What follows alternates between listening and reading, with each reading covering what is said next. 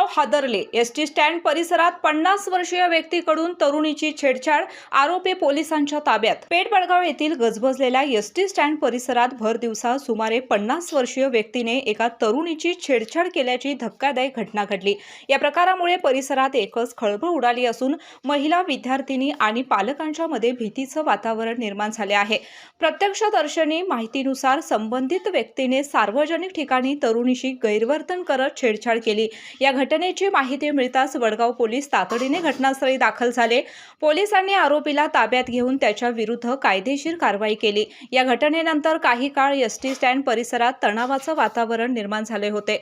सार्वजनिक ठिकाणी महिलांच्या सुरक्षिततेचा प्रश्न पुन्हा एकदा ऐरणीवर आला असून अशा घटनांना आळा घालण्यासाठी एसटी स्टँड परिसरात पोलीस गस्त वाढविणे, सीसीटीव्ही देखरेख अधिक प्रभावी करणे आणि महिलांच्या सुरक्षेसाठी ठोस उपाययोजना करण्याची मागणी नागरिकांकडून होत आहे।